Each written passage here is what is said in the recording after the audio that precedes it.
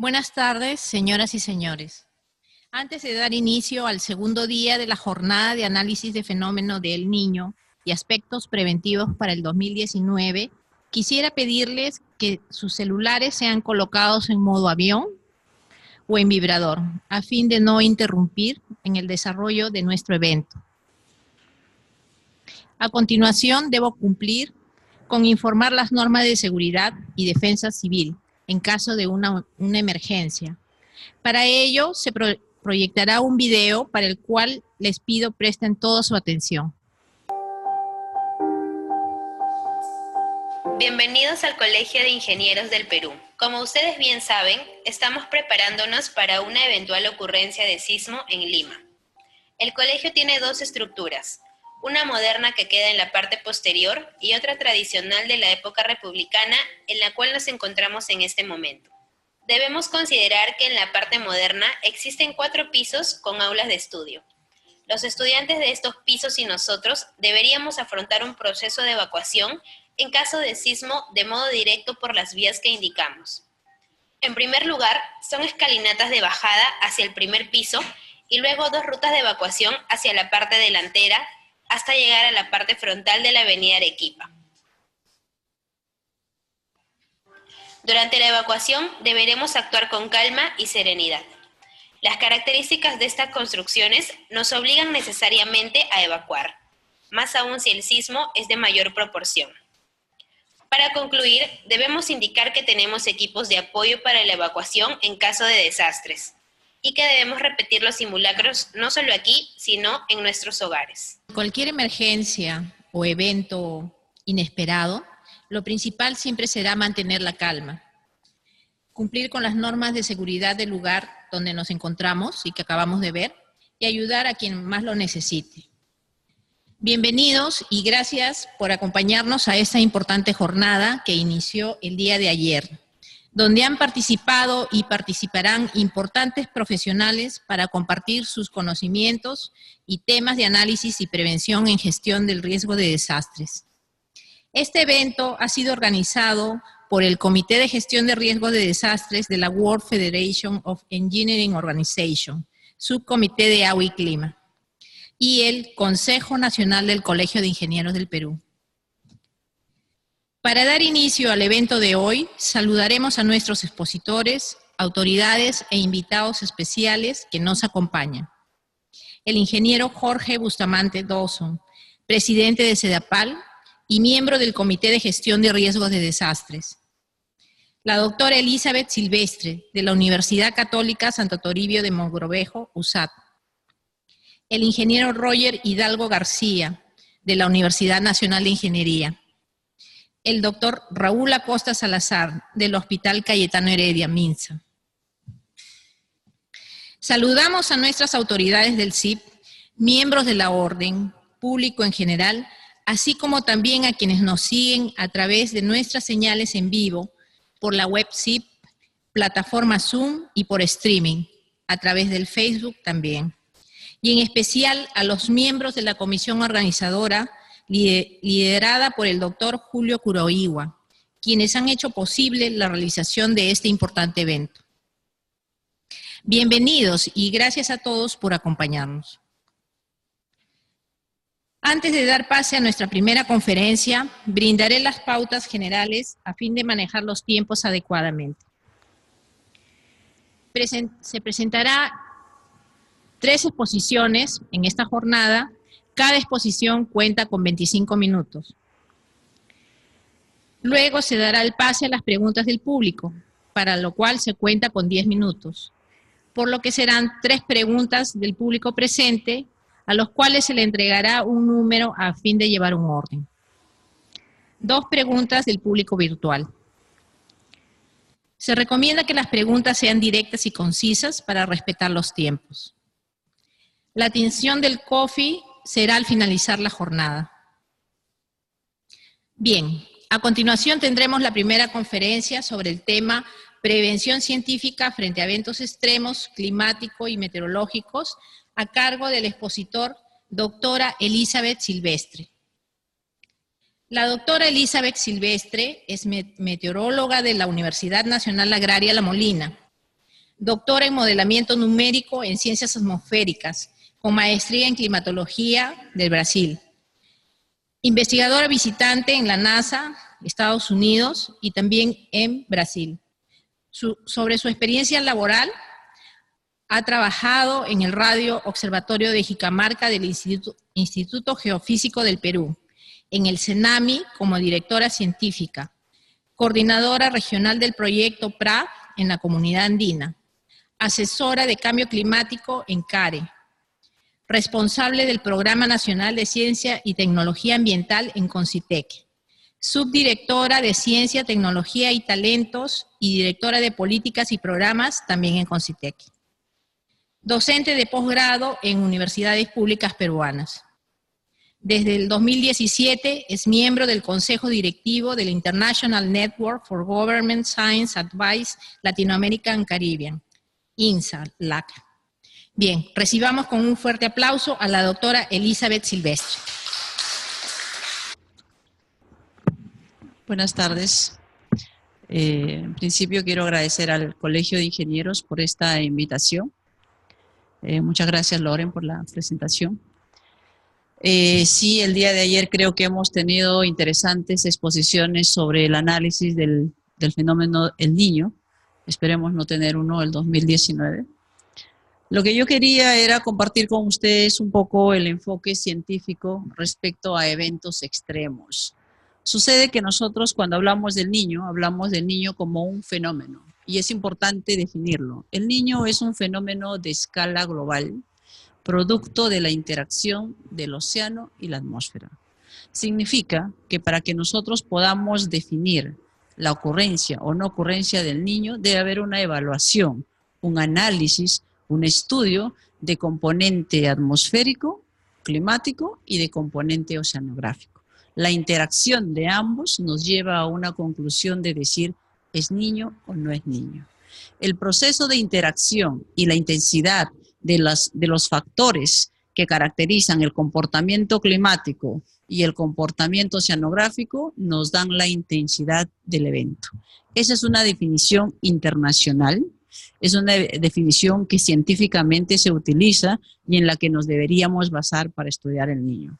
Pero sucede al mismo tiempo que cuando hablamos del niño como un fenómeno de escala global, esta por su periodicidad, que fluctúa entre 4 a 7 años, es denominado un evento climático, porque el clima tiene un comportamiento en la escala mayores de 15 días en atmósfera y clima, ya son fenómenos climáticos. Por lo tanto, el niño es un fenómeno de escala global y es un evento climático.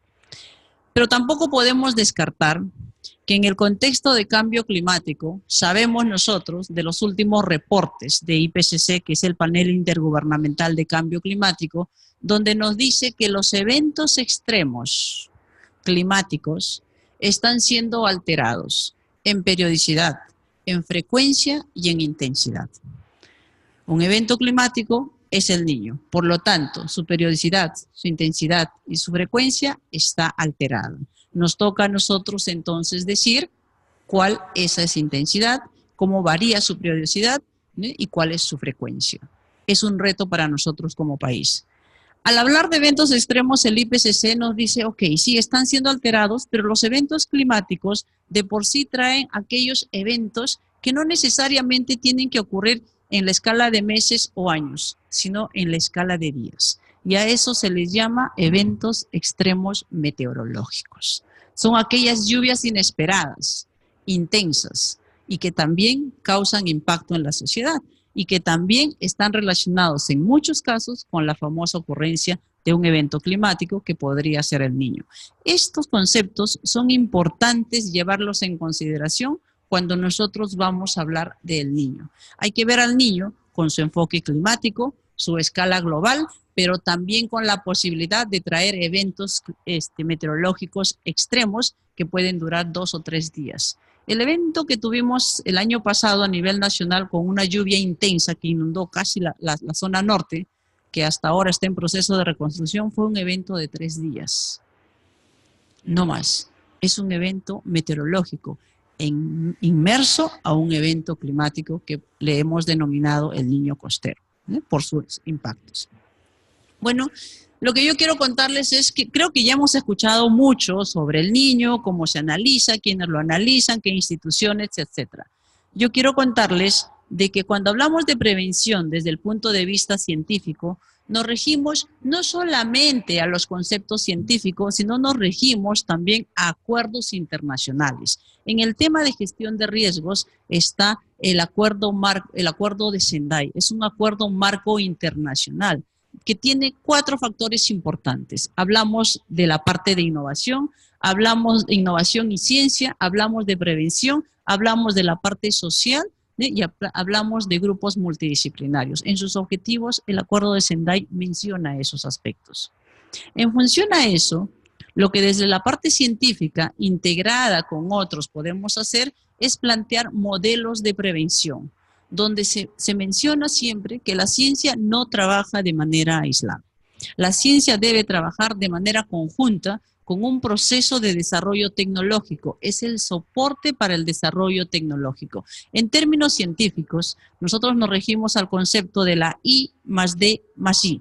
Investigación, desarrollo e innovación. Significa que el conocimiento científico soporta el desarrollo tecnológico para generar finalmente innovación. Bajo ese concepto y bajo la plataforma internacional del Acuerdo de Sendai, planteamos un modelo para prevención donde la ciencia tiene que tener sinergia con la tecnología y de hecho tener sinergia con el aspecto social. El otro punto importante en temas de prevención es que la ciencia por sí sola no puede hacer el trabajo para fines de prevención. Tiene que establecer un sistema, un proceso, y a eso le podemos llamar nosotros un sistema de alerta temprana, donde la ciencia tiene como rol principal definir el riesgo o el impacto de un determinado evento.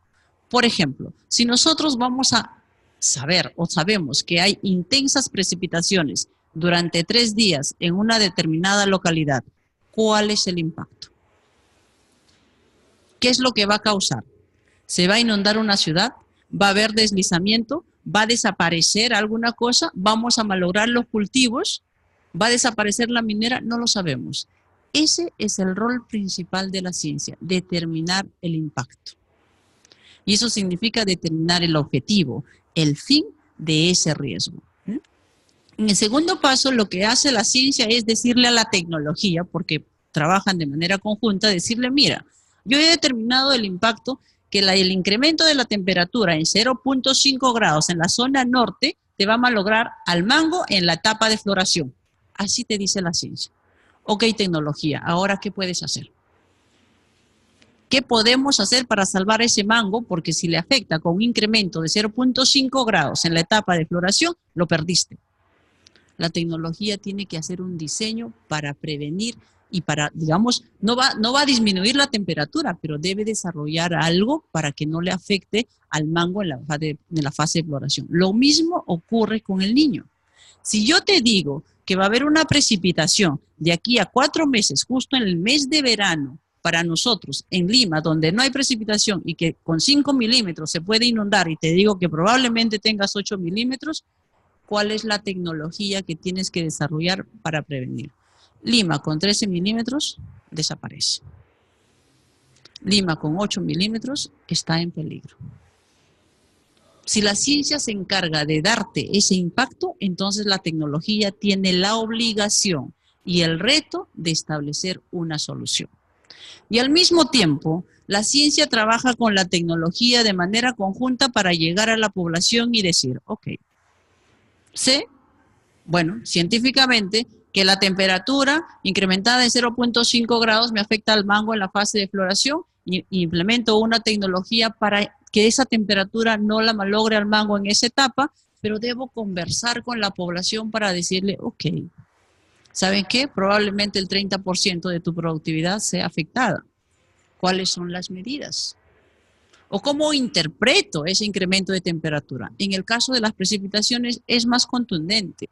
Hay centros poblados que saben que va a haber precipitación y te dicen, yo sé qué hacer frente a la lluvia. Lo que yo no sé es cuándo va a haber lluvia. Y eso es verdad. Pero como no sabe cuándo va a llover, le tienes que decir cuándo va a llover. Y ese cuándo va a llover tiene que estar científicamente probado. Tiene que estar respaldado por la tecnología y tiene que ser comprendida por la población. Y a eso le llamamos el aspecto social. Desde el punto de vista científico, cuando hablamos de esa información adecuada, de esa información en la que se debe basar la ciencia, la parte social, que incluye a los tomadores de decisiones, y aquí me gustaría hacer un paréntesis. Yo acabo de volver de Japón de una reunión denominada Ciencia y Política, asesoramiento científico para gobiernos, donde nosotros hemos discutido la importancia de interpretar la información científica para la toma de decisiones. No es la interpretación, no es el uso, es cómo esa información es útil para la toma de decisiones.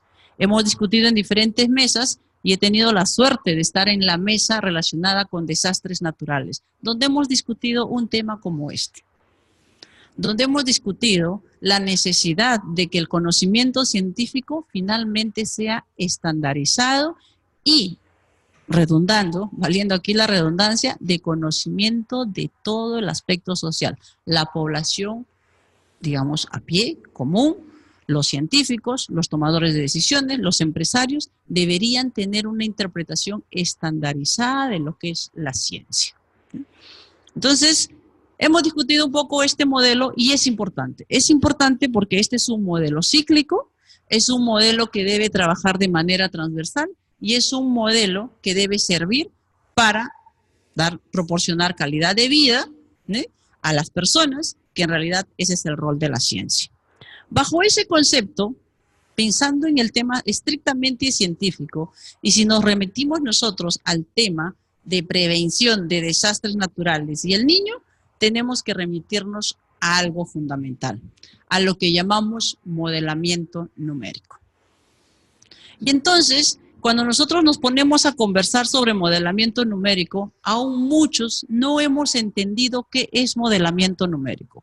Muchos aún pensamos que modelar numéricamente es un software.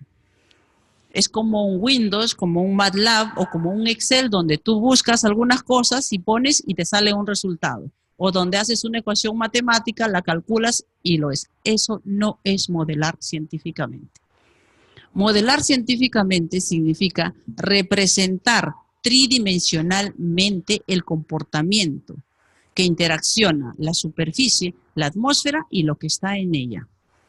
O sea, un modelo numérico puede ser representado matemática y físicamente en un computador y dar como resultado esto, por ejemplo, la situación de esta sala. Y también tener la capacidad de captar aquellas perturbaciones. Por ejemplo, si yo hiciera un modelo tridimensional de esta sala, mi modelo me tendría que dar como resultado la presencia de todos ustedes, yo aquí hablando, la pantalla y la puerta. Y si la perturbo abriendo la puerta, debería ser capaz de saber cómo van a reaccionar ustedes frente a la abertura de la puerta o frente a un ruido. Eso es un modelo numérico. Es representado por las propiedades físicas que existen de la superficie a la atmósfera y todo lo que está en ella. Y eso se da ¿cómo se da eso? Con las ecuaciones físicas, con las ecuaciones dinámicas que todos llevamos en la universidad. Ecuaciones de movimiento, ecuaciones de transferencia de calor, porque nosotros entre sí transmitimos calor. Nosotros transmitimos calor de diferentes maneras, por radiación, por conducción, ¿eh?, por muchos aspectos.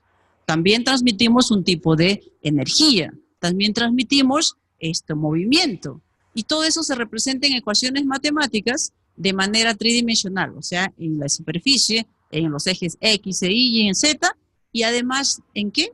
En la variación tiempo, porque tengo que representar cuál sería tu comportamiento en el tiempo 0, en el tiempo 1, 2, 3 y 4. Y eso se llama modelar. Lamentablemente, en términos de modelamiento, a nivel mundial, solo tenemos 4 lugares donde hacemos modelamiento. Digamos, donde podemos correr modelos globales. 4 supercomputadores: Brasil, Estados Unidos, Inglaterra y Francia. Son los 4 supercomputadores que existen en el mundo donde podemos correr modelos globales representados de esta manera. pero tenemos ahora un gran avance, porque como la ciencia avanza de manera paralela con la tecnología, ahora nosotros tenemos acceso a modelos de mesoescala, o sea, a modelos que podemos correrlos para nuestra región. Y eso es abierto al mundo, la ciencia lo sabe. Y entonces hay que usar eso como herramienta. Esto es solo una representación de qué ecuaciones podrían tener los modelos. Ecuaciones de movimiento. ¿Cuál es mi puntero? Acá. Ecuaciones de movimiento, ecuaciones de masa. Todos tenemos una masa, ecuaciones de humedad, ecuaciones de la ley de los gases, ecuaciones termodinámicas, y esto es lo que ocurre en la atmósfera. Todas estas ecuaciones representan a lo que ocurre en la atmósfera y la posible formación, por ejemplo, de una nube cúmulos, una nube stratus, y estas ecuaciones se deben ajustar a cada localidad. Por ejemplo, en Lima nosotros no podríamos resolver estas ecuaciones para nubes cúmulos, porque no tenemos nubes de tormenta. Tendríamos que resolver estas ecuaciones con una microfísica para nubes stratus, que son las nubes que tenemos todo el año. En la zona amazónica deberíamos resolver estas ecuaciones de manera tridimensional para formar cúmulos y cúmulos nimbos, porque son nubes que son de tormenta y algunas traen hasta rayos, por ejemplo, en la zona de la sierra. Entonces, en un modelo numérico se utilizan estas ecuaciones, se respeta el comportamiento físico de cada región y se resuelve de acuerdo a la realidad. Y representa ese comportamiento de manera tridimensional, variando en el tiempo. Y esa es una herramienta esencial. ¿Por qué? Porque el modelo, como tiene el componente tiempo, porque todo se deriva con respecto al tiempo matemáticamente a todas las ecuaciones físicas, lo que hace es decirte cuál es la probabilidad de ocurrencia de tus condiciones físicas en los próximos tiempos, en la orden de días o de meses.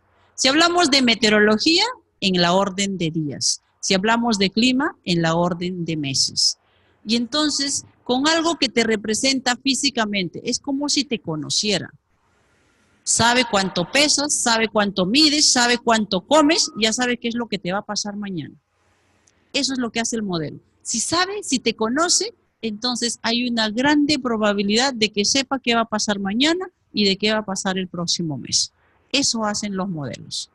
Entonces hay que usarlos, como digo, como una herramienta, digamos, en el concepto del niño para entender el comportamiento climático que debe ser acoplado al comportamiento oceanográfico, porque el conjunto te define la ocurrencia o no del evento del niño. Bueno, en nuestro caso es importante que no nos remitamos cuando hablamos del niño solamente a la parte atmosférica. También es importante que veamos la parte superficial, porque los grandes impactos ya estudiados y ya publicados en nuestro país sobre el niño están referidos principalmente a huaicos, deslizamientos e inundaciones.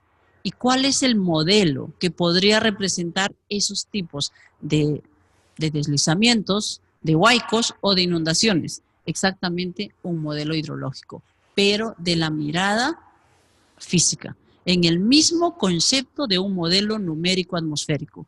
Todo este proceso que ocurre en la superficie, desde que llueve, el suelo capta agua, evapora y los árboles, etcétera, todo este proceso también tiene un conjunto de ecuaciones físicas, porque cada uno de estos componentes tiene propiedades físicas. Es como nosotros, en este salón estamos a una temperatura X y cada uno tiene una vestimenta diferenciada, porque sus respuestas físicas son diferentes. Unos tienen más frío, otros menos frío. Incrementamos la temperatura y vamos a reaccionar diferente. A eso se llama propiedades físicas y se representan en ecuaciones y se resuelve matemáticamente en un computador. Y eso es necesario hacer también para un modelo hidrológico en nuestro país. ¿Por qué en nuestro país? Porque nosotros tenemos una gran diversidad topográfica, donde hemos tenido la suerte o mala suerte de tener un sinnúmero de microcuencas que tienen particularidades y que deben ser resueltas como tal, no desde la mirada estadística. No estoy en contra de los hidrólogos, pero en hidrología nosotros analizamos el comportamiento hidrológico en la escala de observación mensual. Ok, en la escala de observación mensual, gracias. Pero sucede que nosotros, en la escala de comportamiento mensual, y si nos ponemos a pensar en el evento que ocurrió el 2017, fue 3 días. Si mirábamos la precipitación de mes a mes, ese evento de 3 días que inundó todo el norte, no lo veíamos. Por eso que es importante que el modelo hidrológico sea físico. Bueno, y quería poner en conocimiento de todos ustedes que existe el modelamiento atmosférico e hidrológico a disposición de toda la comunidad científica. Es el Weather Research and Forecasting, que está disponible. Quien quiera hacer modelamiento puede iniciar conociendo ese modelo. Existe ya mucha base científica sustentada de ese modelo. Lo que tenemos que hacer nosotros es utilizarlo, tanto para la parte atmosférica como para la parte hidrológica. Y en la USAT nosotros, y bueno, son salidas que te dé el modelo, precipitaciones, vientos, comportamiento de lluvias, puedes hacer pronóstico. Este fue un ejercicio que se hizo inclusive para Ana, para alertar ocurrencia. Ya me dijeron 3 minutos aquí. Y bueno, decirles que con esa experiencia nosotros en la región de Lambayeque ya hemos implementado ese modelo, estamos haciendo el pronóstico con 5 días de anticipación, 75% de acierto. Independiente de la ocurrencia del niño o no, para fines de prevención, si tú cuentas con un modelo de pronóstico debidamente validado, estructurado e implementado, tú puedes tener el 75% de acierto de la ocurrencia o no de la precipitación, que es el principal impacto del niño.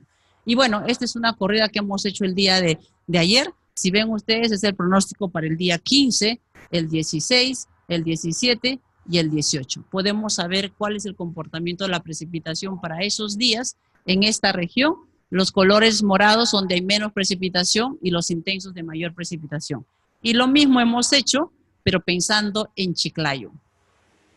Porque si ustedes se acuerdan, ha habido quebradas que se han activado durante el evento del año pasado, ¿verdad? Entonces acá, por ejemplo, ya sabemos cómo esta es la precipitación para el día 15 y realmente si ustedes quieren corroborar, ha habido precipitación en las zonas altas de Chiclayo para el día 16, para el día 17, para el día 18. Y bueno, algo que quería mencionar es que como universidad nosotros siempre estamos en apoyo al desarrollo de la ciencia y tecnología en el país, por eso agradezco nuevamente al Colegio de Ingenieros y pongo a disposición a la universidad.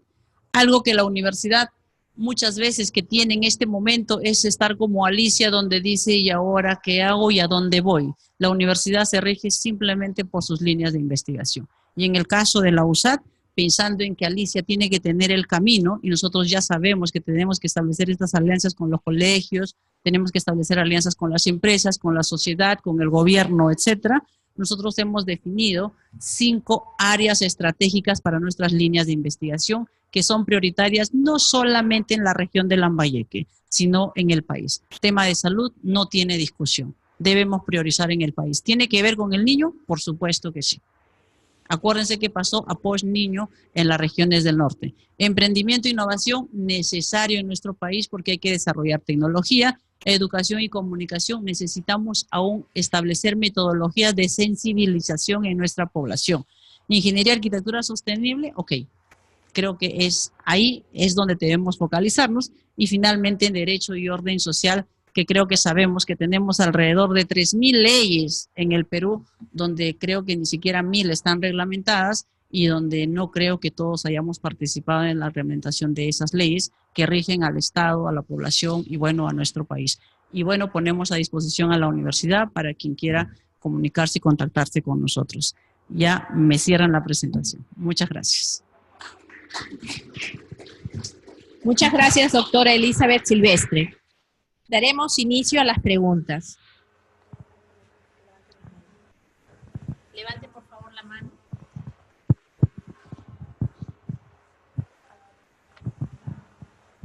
¿Sí?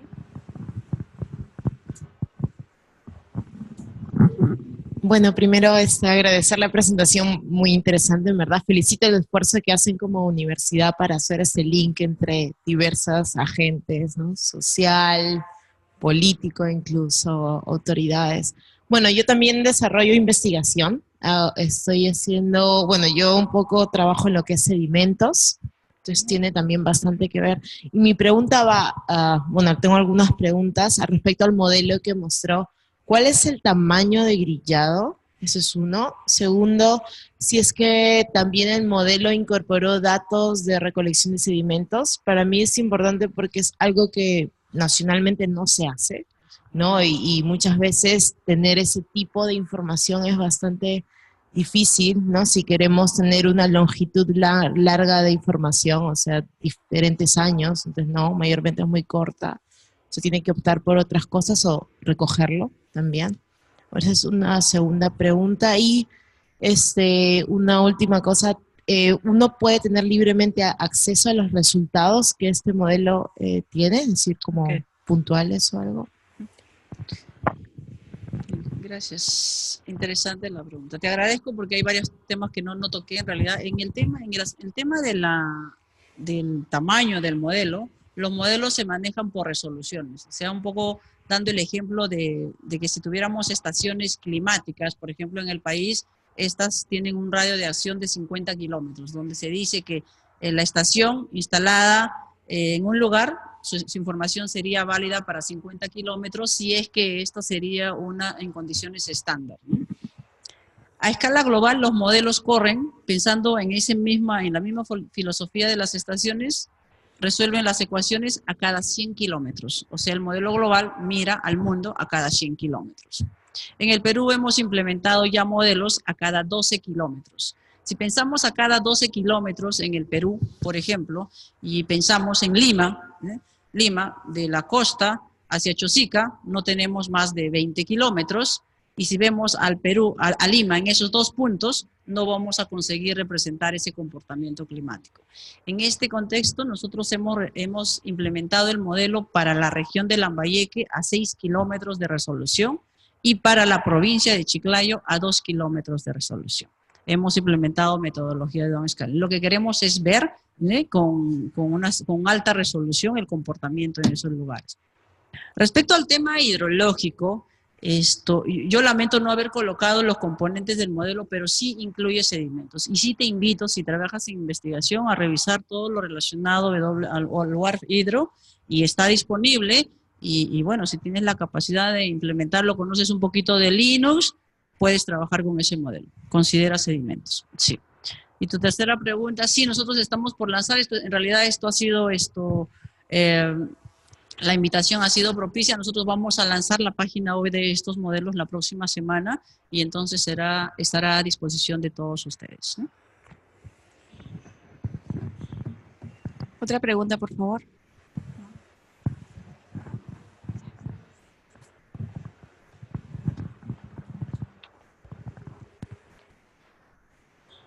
Agradecimiento y despedimos a la doctora Elizabeth Silvestre por su excelente exposición y por compartir sus experiencias con nosotros.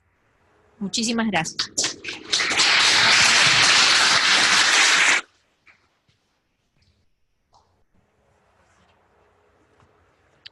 Continuando con nuestro programa, tenemos la segunda conferencia sobre el tema Modelamiento de flujos de escombros en quebradas, a cargo del expositor, ingeniero Roger Hidalgo García. Antes de invitar a nuestro conferencista, conoceremos un poco acerca de su trayectoria profesional. El ingeniero Roger Hidalgo García es ingeniero civil con maestría en Ingeniería Hidráulica, docente de la Facultad de Ingeniería Civil de la Universidad Nacional de Ingeniería. Experiencia en el desarrollo de estudios de proyectos de riego, drenaje vial, represas, evaluación hidrológica. Ha sido asesor de tesis de antegrado en diversos temas de hidrología, hidráulica y recursos hidráulicos. Ha sido jefe del Instituto para la Mitigación de los Efectos del Fenómeno El Niño, IMEFEN. Recibamos con un caluroso aplauso al ingeniero Roger Hidalgo. Muy buenas noches. Es un gran honor estar con ustedes en esta jornada de temas en torno al fenómeno del Niño y sus implicancias. La presentación que vamos a hacer, lo voy a compartir con uno de mis co-investigadores. Quizás él tiene más méritos que yo, el ingeniero Diego Cornejo, que está acá presente. De unos minutos le van a escuchar a él. Quiero recalcar que el tema ya lo venimos trabajando hace algunos años.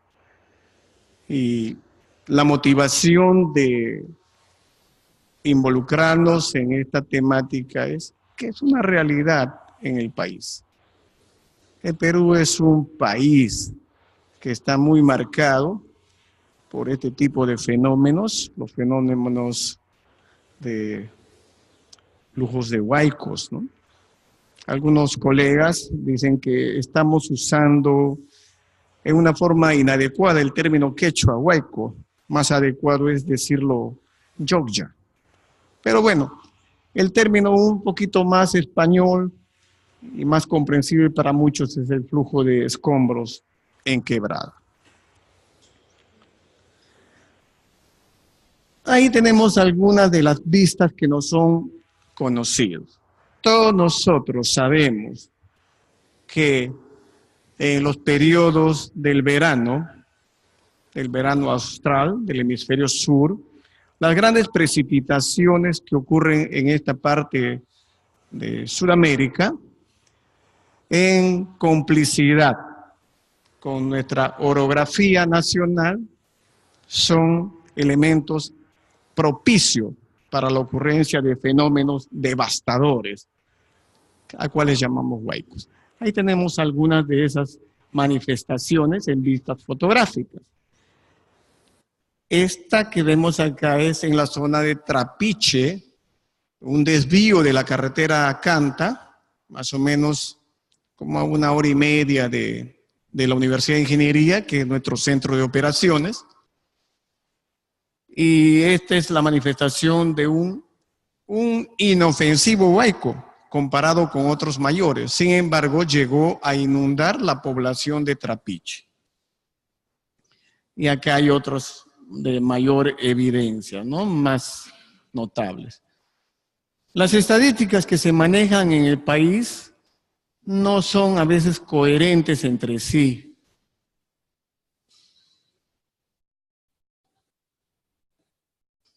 Creo que me pasé una diapositiva. La Autoridad Nacional del Agua, Defensa Civil, presentan cada año algunos reportes de estos eventos.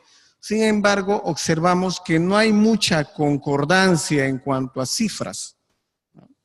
Acá hay, por ejemplo, la Autoridad del Agua Nacional, la ANA, en el año 2016, una publicación dice que en este periodo del 2003 al 2013, en 10 años, ellos reportan que hay 613 huaicos.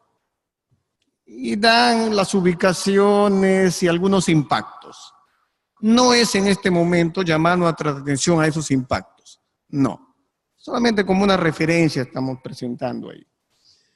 Defensa Civil, por su parte, INDECI, a consecuencia del fenómeno llamado el Niño Costero, también reportó algunas estadísticas. Y acá lo podemos observar, ¿no?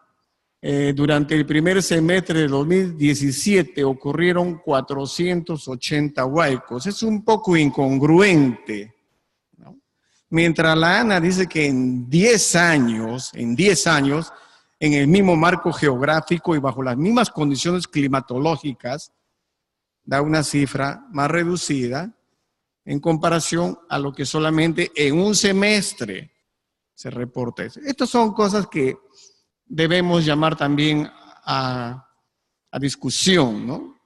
La confiabilidad de la información que se maneja en temas tan importantes en el país. Las vistas estas que tenemos son en zonas de selva alta. La selva alta, en las zonas del Huallaga, hay muchas ocurrencias de huaicos. Y ahora vamos a hablar en forma muy sintetizada ¿cuáles son las maneras en las que se está desarrollando a nivel mundial el tema de los huaicos?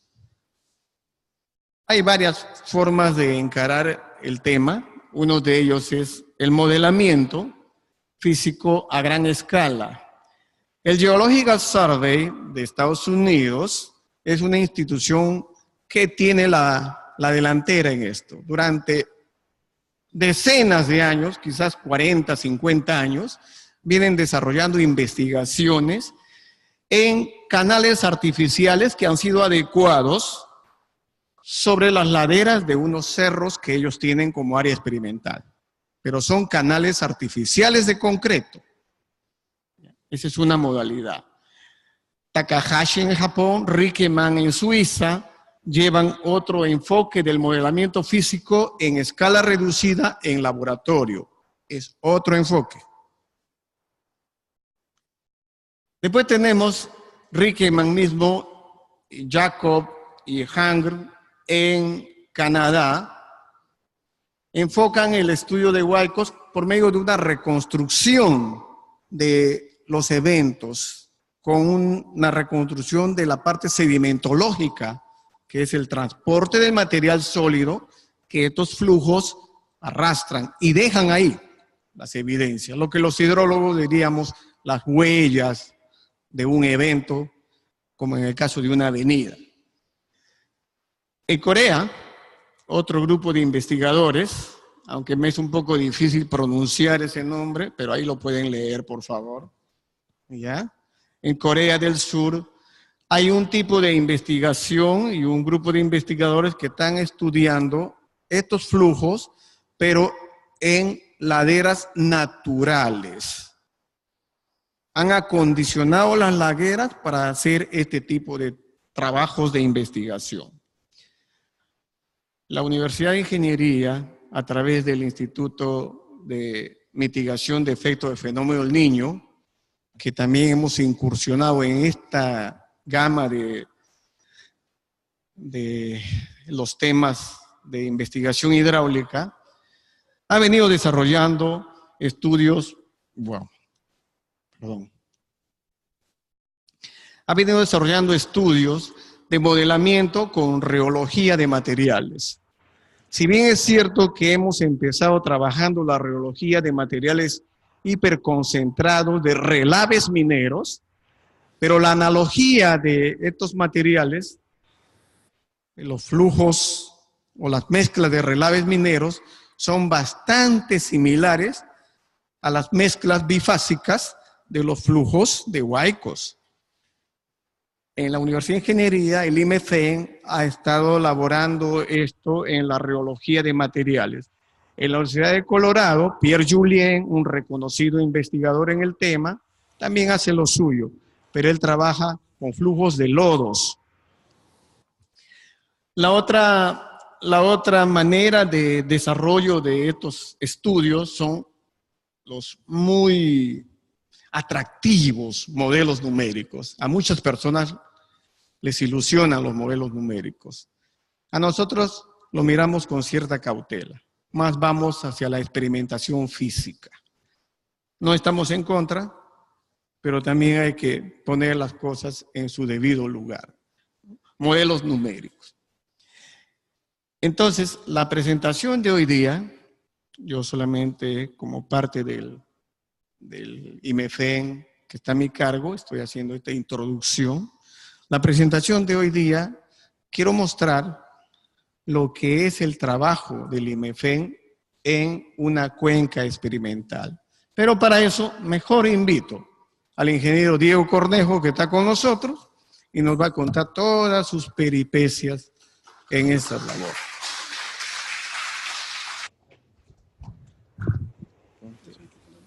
Sí, creo que sí.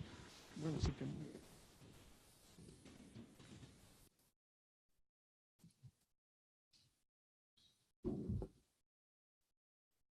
Bueno, buenas noches. Quiero agradecer al ingeniero Roger por darme el pase para continuar con la presentación. Ahora voy a pasar a explicarles lo que ha sido el corazón de nuestra investigación a lo largo de estos 2 años dentro del IMEFEN. Vamos a presentar el modelamiento de flujos de escombros que hemos desarrollado sobre una quebrada natural. Lo primero que les estoy mostrando es la instalación experimental que nosotros desarrollamos sobre una quebrada. Esta quebrada es una quebrada ubicada en la zona de Quipán, en el distrito de Huamantanga, en la provincia de Canta. Está, como ya les mencionó el ingeniero, está a unas 1h30, 2 horas desde acá, desde la Universidad Nacional de Ingeniería, donde nosotros operábamos. Esta quebrada nosotros la trabajamos y la acondicionamos de manera que nos permita realizar una serie de mediciones sobre los flujos que nosotros podamos simular sobre todo este cauce. Entonces, la quebrada la acondicionamos siguiendo el recorrido característico que tiene un flujo de un huaico. El huaico tiene un recorrido que se divide en 3 zonas principales. Una zona de iniciación, que es la zona donde se desprende principalmente el material que forma el flujo. Luego tenemos una zona de tránsito, que es la zona por donde va a viajar, que es la zona más agresiva y donde se generan los procesos de erosión y agradación en el flujo, en el cauce. Y finalmente tenemos una zona de deposición, que es la zona donde el material que es transportado por el flujo se deposita, pierde velocidades y es la zona que generalmente nos afecta, tapando pues carreteras, tapando obras de arte, tapando pues cultivos. Entonces es la zona de tránsito y la zona de deposición son las zonas pues que más nos afectan. Entonces, siguiendo ese recorrido característico, nosotros acondicionamos una quebrada. Vamos a describirla un poco por acá.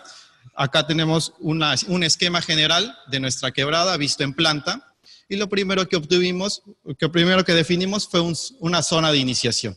La zona de iniciación, aunque el gráfico no sé si me deje, pueda ver la descripción, es una zona donde nosotros vamos a almacenar un cierto volumen de material. Esta zona, como la ven por acá en 2 imágenes, tiene una capacidad de almacenamiento de hasta 17 metros cúbicos con una altura máxima de 2 metros sobre el nivel mínimo de esta compuerta. Tiene instalada una compuerta que nos permite retener ese material antes del inicio del movimiento y además tiene pues un sistema de retención, unas estructuras de albañilería que nos permiten complementar el cierre de la quebrada del cauce para el almacenamiento y unos muros de albañilería que nos permiten el direccionamiento cuando este material se libere. Adicionalmente, la compuerta tiene acoplados unos contrapesos que nos permiten pues el accionar de esta compuerta ante el movimiento. Lo siguiente que tenemos definido es una zona de tránsito, que es la zona donde nosotros proyectamos que va a viajar nuestro flujo. Tiene una longitud desde la salida, desde el punto de liberación hasta la salida en la zona más baja, de 60 metros visto en planta y tiene una pendiente media de 17.8%, que es aproximadamente 10 grados. Está debidamente instrumentada para medir ciertas variables que nosotros definimos. Como ven, tenemos 7 secciones de control y además tenemos un sistema de cámaras interconectadas que nos permite visualizar el flujo que se vaya a desarrollar durante todas sus etapas. Finalmente tenemos definida una zona de deposición, que es la zona donde el flujo se va a detener y va a expandirse espacialmente y se va a detener. Esta zona tiene una pendiente más baja en comparación a la pendiente media del cauce, que es de 7%, y que tiene una longitud de 22 metros siguiendo la dirección del flujo y un ancho máximo de 23 metros. Bueno, habiendo definido nuestro acondicionamiento, nosotros definimos una metodología experimental que viene definida por 8 pasos. El primer paso es la limpieza y la preparación de nuestro modelo, pues si en una experimentación anterior quedó algún residuo que nos impida el correcto desarrollo de nuestro ensayo, lo limpiamos y pues preparamos todo para que dé inicio correctamente a nuestro ensayo. Luego hacemos un escaneo topográfico inicial que nos va a permitir conocer cómo es el estado del terreno previo al inicio de nuestro ensayo. Luego tenemos una conformación de una cuña de material, que es lo que va a dar forma a nuestro flujo. El material principal que nosotros vamos a intentar representar, que es el material que se desprende en una zona de iniciación. lo vamos a acondicionar, lo vamos a almacenar, vamos a instalar nuestros equipos en las secciones de control que nosotros hayamos definido, luego vamos a liberar súbitamente el material que hayamos almacenado en nuestra zona de iniciación. La onda va a transitar, va a viajar debido a la liberación. Cuando finalice pues nuestro evento, nosotros vamos a realizar un escaneado final para conocer el estado del terreno luego del ensayo y finalmente hacemos una recopilación de todos los datos que nosotros tengamos para luego hacer un análisis de la información. ¿Cómo nosotros proporcionamos mezclas? Nosotros los flujos los hemos proporcionado en la zona de iniciación y por acá tenemos un esquema que nos muestra en perfil cómo están distribuidos. Nosotros hemos distribuido el material tratando de simular que es un dique de tierra que retiene agua, debido a que la rotura de las presas es una de las formas de inicio del movimiento de un flujo de escombros o un flujo de huaicos. Entonces, debido a eso, nosotros tratamos de simular el inicio siguiendo este esquema. Entonces, siguiendo el esquema, el material granular está reposando sobre nuestra compuerta y además está reteniendo agua. Nosotros definimos nuestras cantidades de material según estos parámetros indicados en esta tabla, 3 alturas que consecuentemente nos otorgaban un volumen de acuerdo a la topografía del vaso de almacenamiento y 5 concentraciones volumétricas dentro del almacenamiento. Si nuestra capacidad de almacenaje era 10 metros cúbicos, en algún caso teníamos pues teníamos 2 metros cúbicos de material granular y 2 metros cúbicos de agua, ¿no? Bueno, acá les mostramos un video de cómo fueron nuestros ensayos, ¿sí? Acá están los datos del ensayo, el código que nosotros le colocamos, la altura a la que fue ensayada, los volúmenes. Vemos el material almacenado, luego el bombeo, y tenemos una vista aguas arriba de la liberación de nuestro material ya almacenado.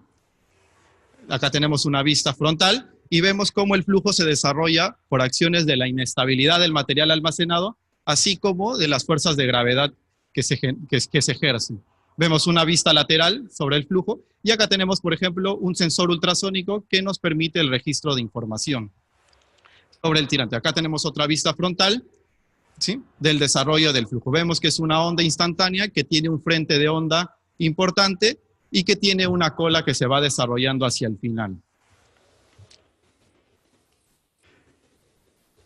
Entonces, eso es el video, ese ha sido el corazón de nuestra investigación. Hemos desarrollado una serie de simulaciones sobre este canal, siguiendo la misma metodología, y finalmente hemos tenido algunos resultados.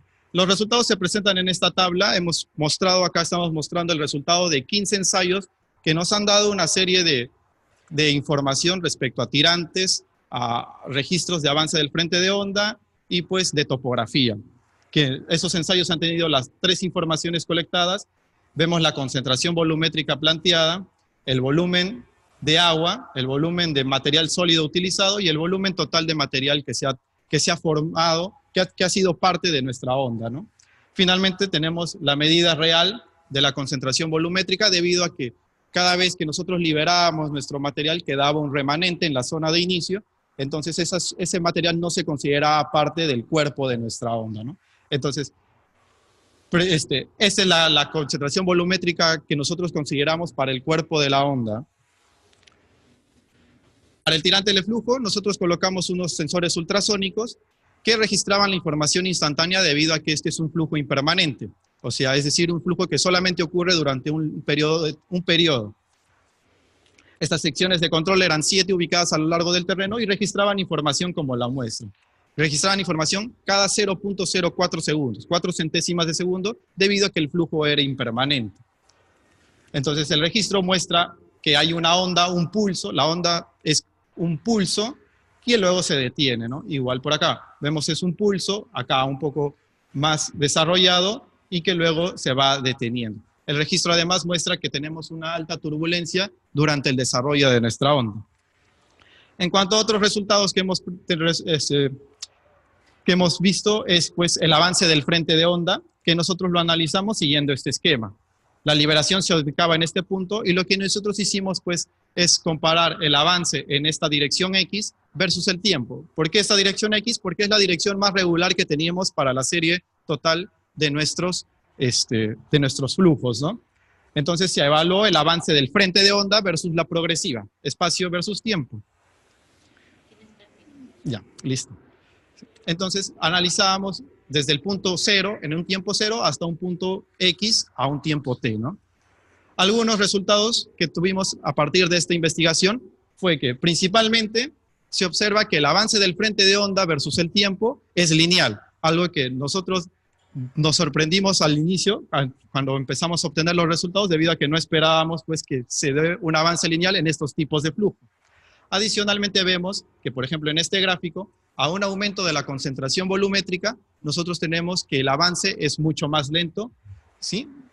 Vemos que la pendiente media, que supone la que es la velocidad media de nuestro flujo, va disminuyendo con el aumento de la concentración volumétrica. Por acá, otro resultado interesante que nosotros tuvimos es que los flujos muestran una aceleración en el inicio, desde el estado del reposo, y luego llegan a una velocidad terminal. Es decir, que a pesar de las curvas y contracurvas que tenía nuestro terreno, el flujo siempre desarrollaba una velocidad terminal. Entonces, la velocidad un poco como que se independizaba del terreno mismo, ¿no? A pesar, pues, del tipo de material que forma este flujo, ¿no? Otro resultado interesante, pues, como ya lo mencioné, es que las velocidades se reducían con el aumento de la concentración volumétrica. Inclusive por acá tenemos una línea de tendencia. Y es un resultado importante que además pudimos apreciar es que este punto, que es el punto de menor concentración volumétrica, está un poco fuera, escapa un poco de la tendencia general, ya que es menor con una menor concentración, debido a pesar de que la relación es inversa. Finalmente, pues, este gráfico importante que nos muestra la relación entre el volumen y la velocidad del flujo, además nos muestra que los valores, la nube total de puntos tiene un límite superior y un límite inferior, y que estas curvas, que son, pues, los umbrales superiores e inferiores, eventualmente se cruzarían, llegando pues a una velocidad máxima independientemente del volumen del flujo. Algunas conclusiones es pues que debido a los datos de las instituciones, es un fenómeno que nosotros debemos estudiar. El modelamiento físico es una gran herramienta pues para el estudio de estos flujos y nos dan información importante como tirantes, velocidades, que son parámetros importantes para el estudio de la dinámica de estos fenómenos, y que los resultados muestran que se pueden generar relaciones empíricas, calibraciones de modelos y construcción de gráficos acerca del fenómeno, ¿no? ¿Sí? Muchas gracias. Acá están las instituciones que nos pudieron apoyar para el desarrollo de nuestra investigación. Gracias. Muchas gracias. Muchas gracias al ingeniero Roger Hidalgo y muchas gracias, colega. Daremos inicio a las preguntas.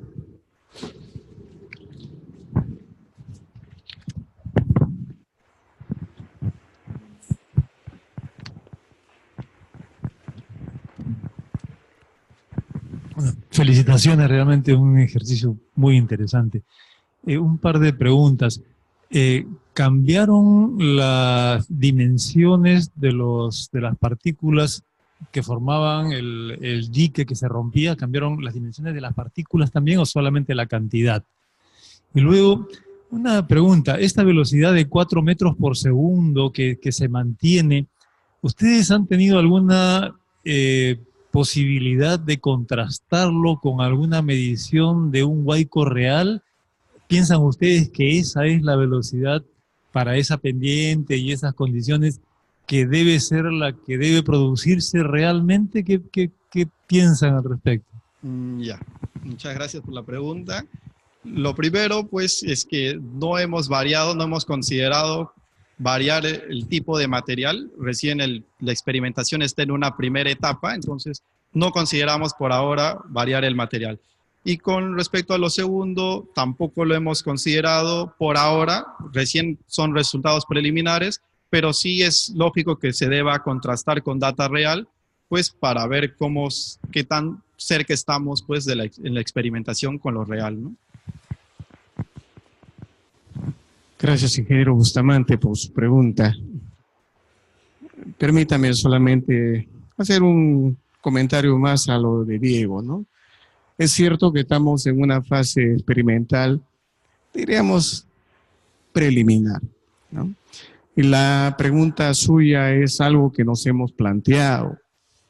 Tenemos ahí con la data trabajada, tenemos una especulación de que esas velocidades que hemos conseguido posiblemente estén marcando hacia una tendencia de aproximadamente conseguir en esta condición de topografía y las condiciones ensayadas, posiblemente veíamos como que el escurrimiento al margen del volumen de sólidos incorporados podría llegar a un límite como que la velocidad fuera una función asintótica, ¿no? Como estamos ahí especulando todavía que podemos llegar a conseguir quizás velocidades del orden de 12 a 15 metros por segundo, que quizás se asemeja un poquito más a lo que son mediciones de valores reales, porque este es un huaico inducido, ya han visto, ¿no? Hemos inducido un huaico bajo un principio. Diego ya lo explicó bien, que es a similitud de que la ruptura de una presa de agua, ¿no? Eso genera un flujo de esta naturaleza. La pregunta suya, ingeniero Bustamante, muchas gracias, y creo que sí es uno de los temas que todavía están ahí latentes de seguir investigando. La universidad quiere hacer eso. Por eso aceptamos la invitación de estar acá, para que también podamos convocar, ¿no?, al sector privado, porque las mayores limitaciones de las universidades públicas, es los financiamientos. Diego me hacía un comentario de los ensayos. En cada ensayo se nos iba solamente en agua, ya quisiéramos ser dueños de Sedapal. Ingeniero Bustamante, ¿no? Ya en agua nomás se nos iba por cada ensayo un promedio entre 300 a 400 soles el agua. Literalmente me decía él, el dinero, la plata se nos está haciendo agua. En cada escurrimiento, en cada ensayo se nos iba solamente en comprar el agua 300 a 400 soles. Bueno, es una oportunidad de compartir con ustedes nuestras experiencias y también transmitirles nuestras inquietudes, ¿no? Bueno, muchas gracias. Si hay alguna otra pregunta.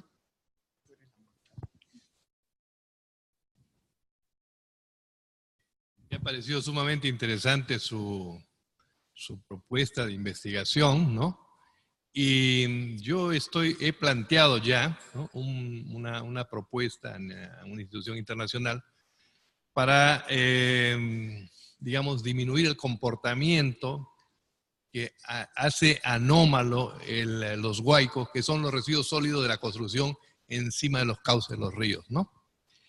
Y aparejado con esa propuesta, yo estoy pidiendo una contribución, digamos, a quienes se van a beneficiar con un fondo azul que podría beneficiar, pues, las propuestas suyas. Era un comentario, una acotación, o sea, que fondos, si es que, digamos, porque acá hay que trabajar la academia, hay que trabajar, pues, el empresariado privado, y hay que trabajar el Estado, ¿no? Es una norma en Europa ya que cuando se trata de problemas grandes en la zona de las cuencas, la solución no se puede enfocar desde un solo punto de vista. Tiene que ser un punto de vista multidisciplinario para llegar a una solución efectiva.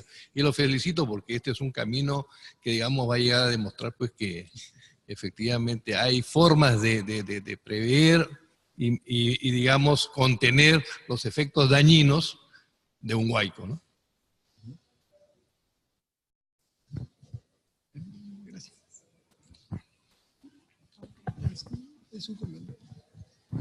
Gracias, ingeniero. Sus comentarios nos causan un halago y a la vez nos alientan a seguir en esta búsqueda de un mejor conocimiento y el desarrollo de una ingeniería nacional. Si bien es cierto que todos nosotros nos documentamos de experiencias en otras latitudes, pero la ingeniería nuestra tiene un gran potencial. lo que nos restringe siempre son las mismas cosas, ¿no? Los aspectos de financiamiento. Este proyecto es parte de un financiamiento de Innovate Perú, el antiguamente llamado FinCit, el financiamiento del año 2014. Pero recién empezamos a ejecutar el financiamiento en 2015. Pero todavía no he entregado el proyecto, no he cerrado el proyecto, a pesar de que ya he tenido N ampliaciones de plazos, pero esas son propiamente la problemática del país, ¿no? No tenemos una celeridad en estas cosas y todo eso significa a veces ir a unos pasos muy lentos. Acojo, ingeniero, su propuesta y estamos llanos a poder colaborar con otras instituciones. La investigación tuvimos, en realidad es una alianza, pero el gran peso de la labor lo desarrolló la Universidad de Ingeniería, ¿no? Tenemos una alianza con la Universidad Agraria de La Molina y con la empresa SQ, ingenieros contratistas, consultores. Bueno, gracias. Gracias. Despedimos al ingeniero Roger Hidalgo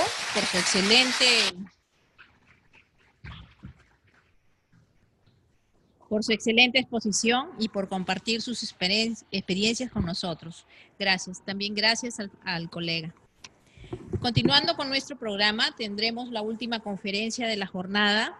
El tema es Infecciones y Fenómeno del Niño, consideraciones en prevención y respuesta, a cargo del expositor médico Raúl Acosta Salazar. Antes de invitar a nuestro conferencista, conoceremos un poco de su trayectoria. El doctor Raúl Acosta Salazar tiene 30 años de experiencia en el Departamento de Emergencia Hospital Nivel 3-1, 3 años como responsable de la Unidad Funcional de Gestión de Riesgos de Emergencias y Desastres del Hospital Cayetano Heredia, jefe del Departamento de Emergencia y Cuidados Críticos de febrero del 2012 a marzo del 2013, jefe de carrera de Urgencias Médicas y Desastres, Escuela de Tecnología Médica de la Facultad de Medicina Alberto Hurtado de la Universidad Peruana Cayetano Heredia, de febrero del 2012 a diciembre de 2014. Jefe del Departamento Médico de la Universidad de Lima desde el julio del 2007 hasta la actualidad. Recibamos con un caluroso aplauso al doctor Raúl Acosta Salazar.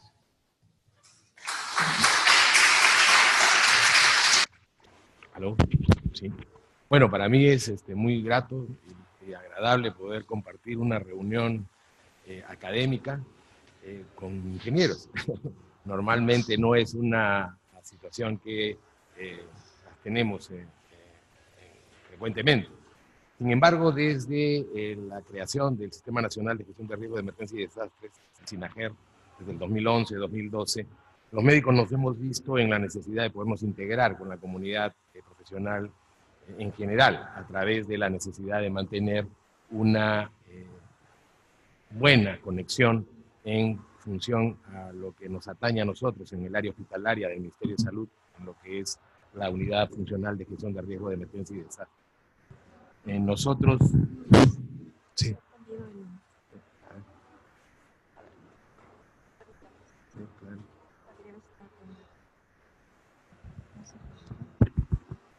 Si no, por acá no.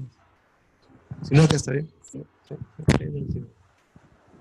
Bueno, superando un poco los problemas técnicos, como decía, para nosotros es tremendamente grato poder integrarnos al conjunto de profesionales que afrontan las condiciones de emergencia y desastres en nuestro país. Y de alguna manera hemos estado presentes y seguimos, digamos, poniendo a disposición de nuestra sociedad la atención médica que se da en las condiciones de presentación de desastres en nuestro país. Desde los tiempos que era un estudiante de últimos años de medicina, desde el tiempo de la aparición del terrorismo, desde el tiempo de las condiciones que marcaron probablemente mi atención en lo que son gestión de desastres en la epidemia más grande que ha tenido el país, la epidemia del cólera del año 91, ¿no? Quizás la epidemia más grande de Latinoamérica del siglo XX, hasta los últimos acontecimientos en el fenómeno del Niño Costero del año 2017, donde Piura fue quizás la ciudad ícono más afectada y donde tuvimos la ocasión de participar en una serie de reuniones, de atenciones en los lugares del foco, y también de integrarnos al equipo del Colegio de Ingenieros de Piura y otras instituciones que estuvieron. Entonces, la idea de esta charla, rápidamente, es poder dar un enfoque de lo que desde gestión de riesgo en salud involucra el problema de las consideraciones que se dan en situaciones como el fenómeno del niño y que provocan una gran cantidad de personas damnificadas, de víctimas y de condiciones que generan espacios para la aparición del problema que viene después del incidente mayor, que son las infecciones o brotes epidémicos o grandes epidemias. Vamos a hablar un poco algo de generalidades, el fenómeno del niño y la afectación de la salud, los riesgos de infecciones emergentes en poblaciones afectadas por el fenómeno del niño, prevención en las infecciones asociadas al fenómeno del niño, dengue, del niño costero, y el cólera en el Perú, ¿no? Se habrá ido para siempre, una cosa que queda en nuestros pensamientos. Bueno, el fenómeno del niño es un fenómeno natural, sabemos que involucra una serie de aspectos atmosféricos y climáticos, ¿no? Sabemos la regular recurrencia que tienen nuestras zonas y lo que afecta en nuestro país, y nosotros de alguna manera estamos en la zona 1+2, ¿no? Donde generalmente se da la afectación que ustedes deben haber revisado con amplia competencia en los aspectos meteorológicos y otros. Este fenómeno juega un rol importante en la aparición de brotes de enfermedades infecciosas, ¿no? Y vamos a ver por qué se da esta situación, ¿no? Y su repercusión en la salud pública de las poblaciones vulnerables es nefasta, ¿no? Es quizás el problema de salud pública más importante del siglo XXI, ¿no? La presencia de situaciones o condiciones desastrosas, y el fenómeno del niño para nuestro país es quizás el ícono de los desastres naturales que tenemos que afrontar, ¿no? Acá nosotros estamos, este es Piura, apenas el primer día que llegamos después de la inundación, en donde se dio un colapso en general y digamos, deterioro tremendo del medio ambiente, con la consecuente aparición de una serie de factores que posteriormente llevaron a la epidemia más grande de dengue del siglo XXI acá en el país, ¿no? El fenómeno del niño tiene graves efectos sobre los determinantes de salud, y esto es importante mencionarlo, sobre la seguridad alimentaria, ¿no? No hay agua segura, no hay alimentos seguros, en las zonas donde se presenta generalmente, en las áreas de trópico, el calor, la falta de servicios básicos, falta de luz, agua, colapso de desagües, ya se imaginan a lo que lleva en general la transformación de ese medio ambiente y la exposición a los más vulnerables, ¿no? La calidad del aire y agua, como mencionaba, la seguridad de los ecosistemas, y sobre todo algo que empeora un poco en relación a las atenciones que podemos dar a los pacientes, que es la infraestructura de salud que colapsa. Acá vemos un poco la llegada de lo que estamos mencionando. Rápidamente, como para mencionarles los mecanismos de afectación del ecosistema e influencia en la cascada de la salud por cambio climático, nosotros tenemos acá la salud humana, ¿no? Y la salud humana, en términos generales, en términos de procesos, ¿no? Se ve afectada por una serie de condiciones. Los cambios climáticos van a venir alterándose por la serie de condiciones que vemos en las cuales estamos pasando una etapa de cambio climático, la degradación de la tierra, la disminución del agua fresca en general, del agua segura, que podemos, de los reservorios de agua, y una serie de alteraciones de la pérdida de la biodiversidad y de la función de control del ecosistema. Todas estas cosas, por diferentes mecanismos, van a llevar a alterar la salud humana. De presentarse una condición que vaya a afectar la salud humana, como es el cambio climático, y a través del cambio climático, la presentación de un fenómeno, obviamente se va a alterar la salud. Nosotros acá podemos darnos cuenta, perdonando el tamaño de la diapositiva, en que los efectos en la salud van a darse desde la alteración de la temperatura del medio ambiente, en la que se predispone a más infecciones, desde la polución ambiental, la cual se presenta generalmente después de una serie de factores que alteran el medio ambiente, ¿no? Las enfermedades que se transmiten luego de presentada una condición del tipo del fenómeno del niño, como son las enfermedades transmitidas por tener el contacto de aguas contaminadas, ¿no? La ingesta de aguas contaminadas, las enfermedades producidas por la transmisión de infecciones a través de vectores, los mosquitos, la proliferación de anófeles y la proliferación de los elementos infecciosos que son transmitidos a través de estos mosquitos. Tenemos básicamente transmisión por enfermedades a través de vectores, básicamente son el dengue, puede ser también el Zika, chikungunya, ahora que tenemos una gran migración de población proveniente de los trópicos, que probablemente haya tenido contacto con algunos de los virus de zonas tropicales que pueden todavía mantenerse activos en el cuerpo, como es el Zika, que puede mantenerse durante meses, ¿no?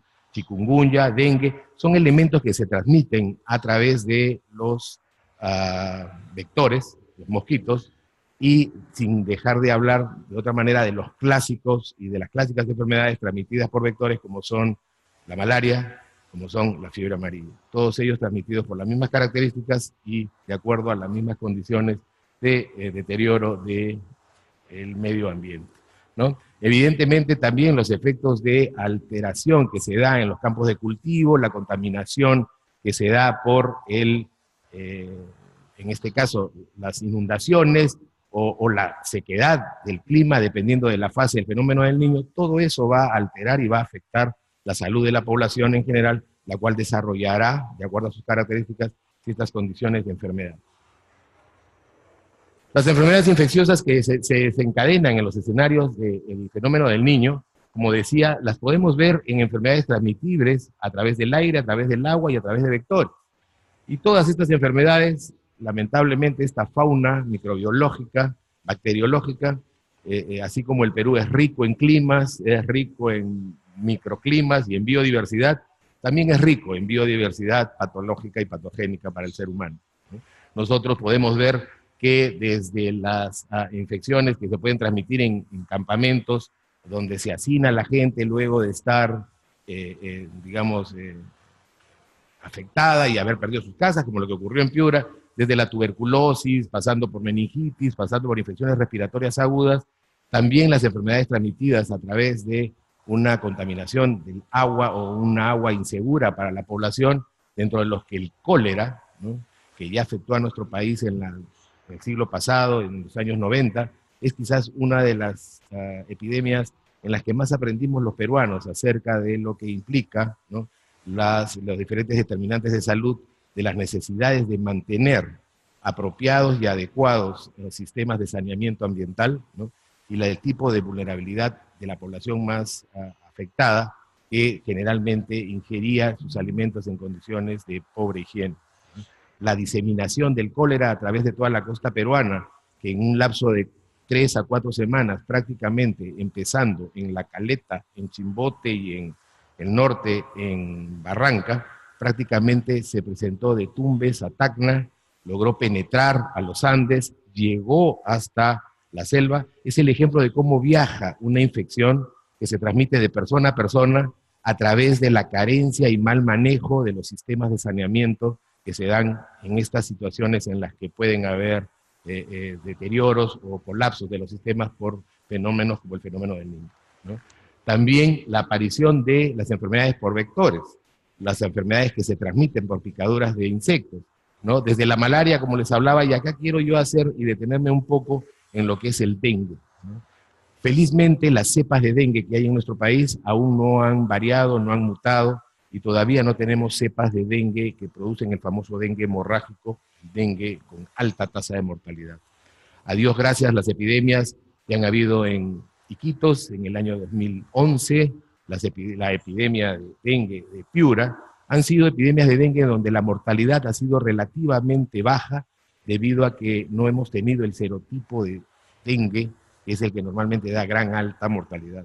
Sin embargo, todas estas cosas, como veremos en las formas en las que se debió hacer un monitoreo para la prevención o la disminución, la mitigación y la contención de estos casos de dengue, no nos pueden dejar de brazos cruzados.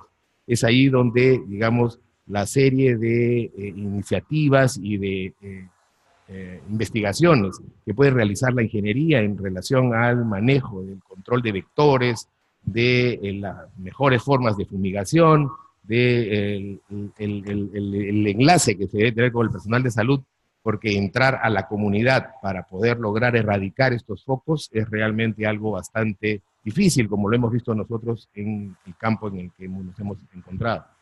Además del dengue, también recordarles que la chikungunya, ¿no?, también es una enfermedad que ha ingresado con las poblaciones migrantes del norte. Chikungunya es una enfermedad febril transmitida por un virus que puede producir artritis y demorar muchos meses en estar con manifestaciones que afectan la salud de las personas. Y también el famoso Zika, el cual ya en Brasil, en Colombia, ha dado, digamos, una gran cantidad de nacimientos de niños microcefálicos, ¿no?, los cuales generan toda una carga de salud para el Estado, para la población, habida cuenta que tienen ciertas dificultades de desarrollo psicomotor, y todo eso producido por la presencia de este virus. Nosotros tenemos que ver que hay factores de riesgo que están en las inundaciones, donde las que están referidas al manejo de un agua segura es lo fundamental para la prevención, y donde cólera, tifoidea, las hepatitis se van a poder diseminar si es que no tenemos ese manejo.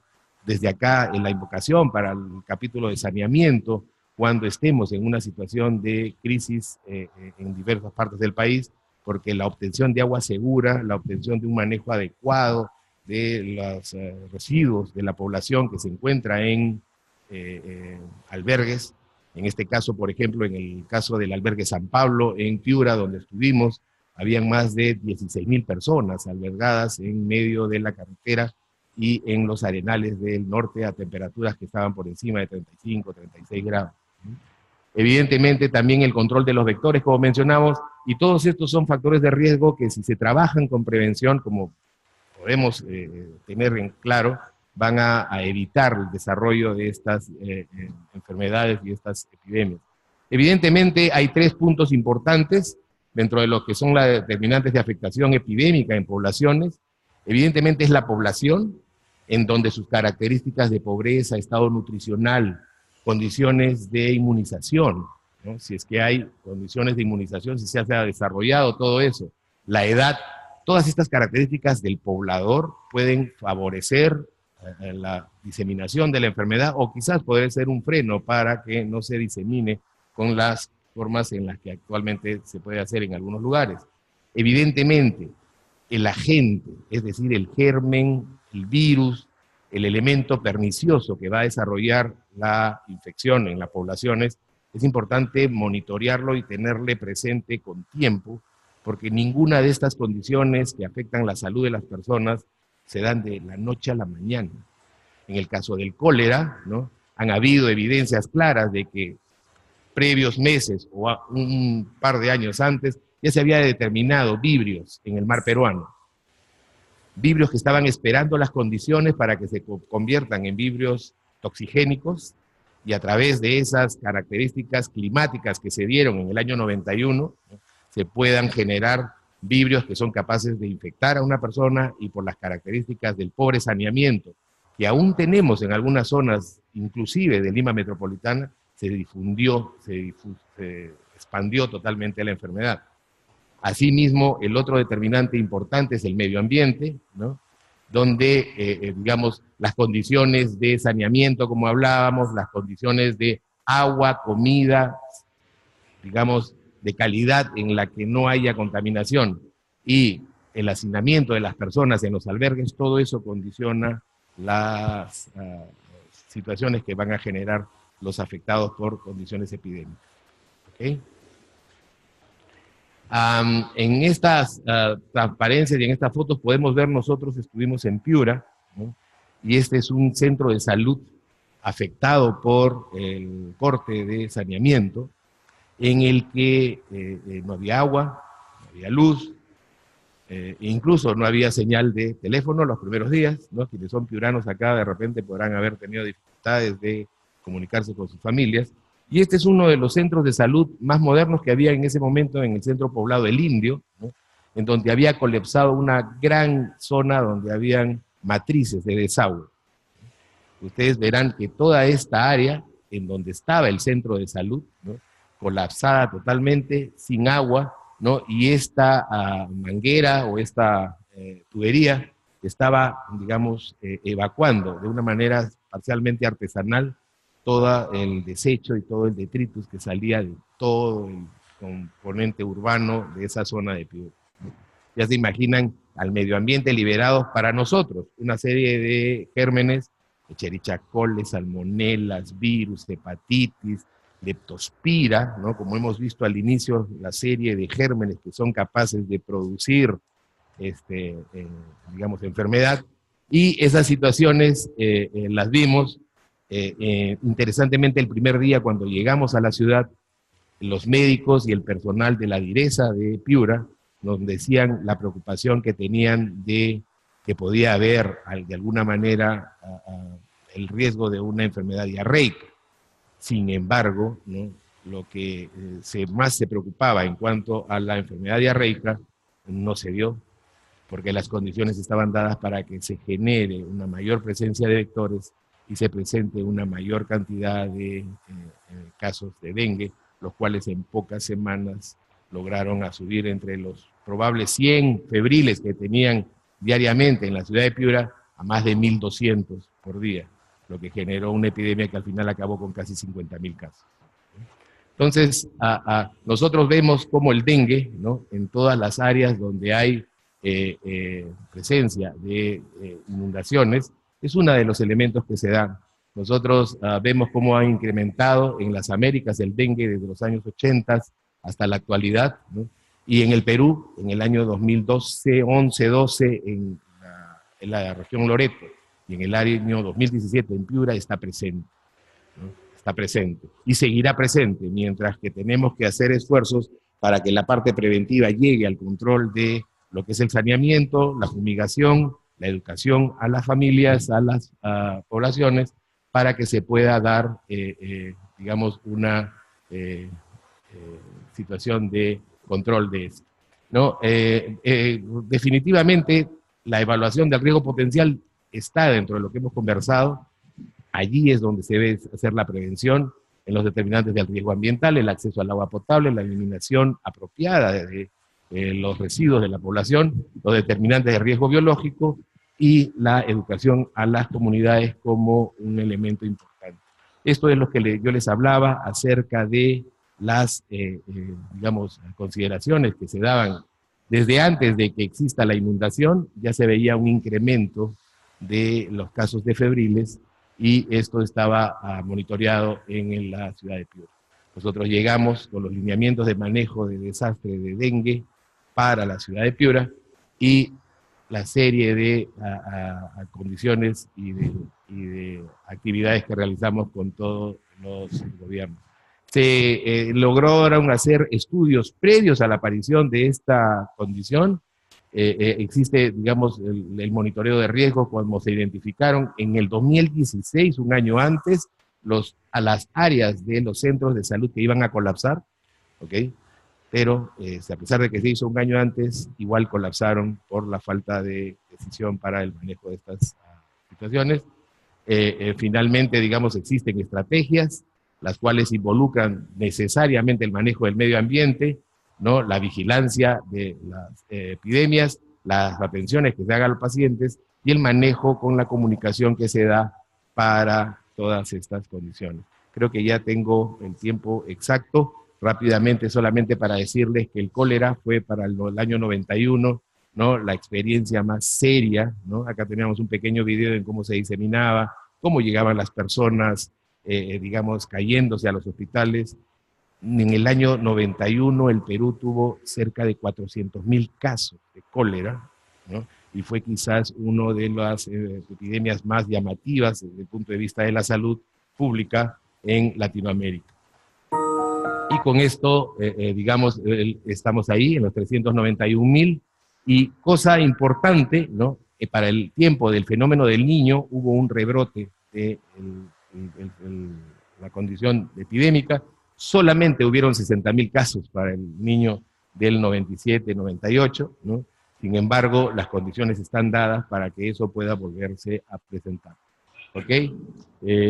Con eso terminamos la situación y siempre recordarles que estas condiciones en las cuales los afectados, los damnificados llegan, puede ser contenida con la prevención que se debe dar para el manejo del saneamiento, la educación de la población y sobre todo una integración profesional a través de lo que es gestión de riesgo en salud, que en este caso me parece estamos yendo por un camino inicial acertado. Muchas gracias.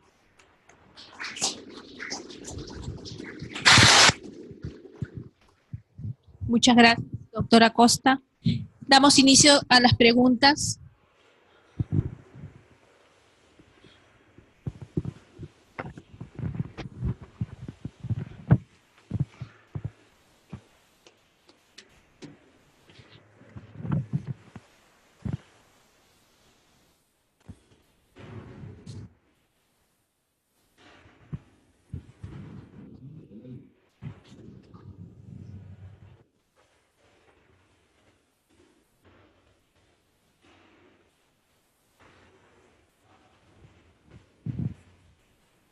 Muchas gracias. Es muy interesante la presentación, en verdad pienso que es importante tener este link, no solo verlo desde el lado técnico, sino también poder estar involucrados o saber lo que pasa en otras especialidades. Tengo una consulta, debido a que se está proyectando algunos posibles enfermedades respecto a lo que es el niño. ¿Y existe ya algún link, tal vez con algún conjunto de investigadores o de ingenieros que estén haciendo o que se dedican a lo que es el saneamiento y todo eso para posibles medidas? O sea, ¿qué esfuerzos se están haciendo actualmente? Tal vez, no sé si podría comentarnos.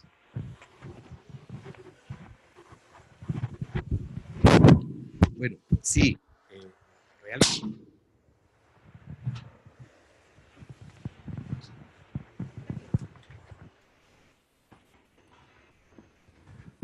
Bueno, sí, a nivel de lo que es interacción con las diferentes especialidades, los médicos hemos descubierto pues que la problemática de salud no solamente es, digamos, responsabilidad de los médicos, ¿no? Evidentemente, en esta situación, en la crisis de salud en la que podemos estar viviendo en el mundo en general, y el país no está exento de estas cosas, hay iniciativas cercanas en las cuales las diferentes instituciones universitarias, básicamente a nivel académico, la Universidad Cayetano Heredia, por ejemplo, investiga acerca de lo que son las atenciones que se pueden dar en casos de desastres, en lo que podrían ser la ubicación de albergues funcionales con manejo de excretas a través de, digamos, convenios que se hacen y investigaciones que se hacen, por ejemplo, dentro de lo que es el consorcio de universidades, la Universidad de Lima, la Universidad Cayetano Heredia, están haciendo este tipo de interacciones a través de lo que es la informática, ¿no? A través de lo que es la informática, porque uno de los problemas, como ustedes comprenderán, en un hospital es la recepción de centenares, si no son miles de personas, las cuales hacen que el colapso natural que existe en el sector salud se dé de una manera más grande. Entonces, la creación de aplicaciones que puedan generar, digamos, una facilitación del registro de los pacientes, sus necesidades, sus diagnósticos, o algún árbol de decisiones y sus, digamos, aspectos de análisis rápido para poder obtener los insumos, se está dando también. Evidentemente, quisiéramos que esta situación pueda involucrar a instituciones como el Colegio de Ingenieros. Nosotros, como Hospital Cayetano Heredia, nos hemos presentado acá en el Colegio de Ingenieros porque uno de los principales problemas que tienen el sector salud, entre otros, es el saneamiento y la ausencia de agua en algunas coyunturas. En este verano que ocurrió en la restricción de agua en un hospital, ¿no?, nosotros padecimos una serie de aspectos interesantes que se pudieran, digamos, atenuar de una manera en la que la parte de ingeniería sanitaria podría ayudarnos. ¿Qué es lo que ocurrió? Nosotros tuvimos una restricción de agua y en el momento más serio de la restricción de agua de marzo del 2017, ¿no?, el hospital, que normalmente utiliza alrededor de 800 metros cúbicos por día, 900 metros cúbicos por día para un funcionamiento apropiado, prácticamente cayó a cero.